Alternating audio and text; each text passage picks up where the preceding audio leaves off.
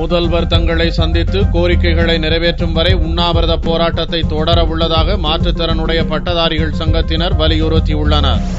1993 ஆண்டு பிஎட் முடித்த மாற்றுத்திறனாளி பட்டதாரிகளுக்கு இதுவரை ஆசிரியர் பணி வழங்காததை கண்டித்து மாற்றுத்திறனாளி பட்டதாரிகள் சங்கத்தினர் சென்னையில் 2வது நாளாக உண்ணாவிரத போராட்டத்தை தொடர்ந்தனர். முதல்வர் வந்து தங்களை சந்தித்து தங்கள் கோரிக்கைகளை நிறைவேற்றும் வரை போராட்டம் தொடரும் என போராட்டத்தில் ஈடுபட்டுள்ள மாற்றுத்திறனாளி பட்டதாரிகள் தெரிவித்துள்ளனர்.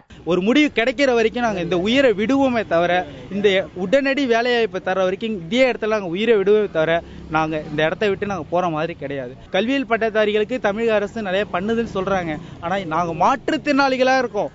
எங்களுக்கு கண்டிப்பா பண்ணுவாங்கன்ற நம்பிக்கையில காத்துட்டு இருக்கோம். முதல்வர் அவர்கள் வந்து எங்கள் கோரிக்கையை ஏற்று எங்களுக்கு சரியான தீர்வு கிடைக்கும் வரை இந்த இடத்தை விட்டு நாங்கள் ஒருபொழுதும் அகல போவதில்லை. அவரோட துறையே எங்க தேவையில்லை. அவங்க கொடுத்த சலுகை என்ன, அந்த ஊனமுற்ற அடையாள அட்டை என்னவோ எல்லாத்தையும் நாங்க எடுத்து இங்கே போட்டு திரும்ப கொடுத்துட்டு போயிடுவோம். எங்களுக்கு தேவையே இல்லை எதுவுமே. இந்த உண்ணாவிரதத்தில் ஆண்கள் பெண்கள் உட்பட 250க்கும் மேற்பட்ட மாற்றுத்திறனாளிகள் குடும்பத்துடன் கலந்து கொண்டனர். 2 நாளாக உண்ணாவிரதத்தில் ஈடுபட்டுள்ள தங்களை எந்த அதிகாரிகளும் வந்து சந்திக்கவில்லை என வருத்தம் தெரிவித்துள்ளனர். இரவு பகலாக ஒரே இடத்தில் மழையையும் பாராமல் போராடும் தங்களின் கோரிக்கை நிறைவேறும் என்பது இவர்களின் நம்பிக்கை.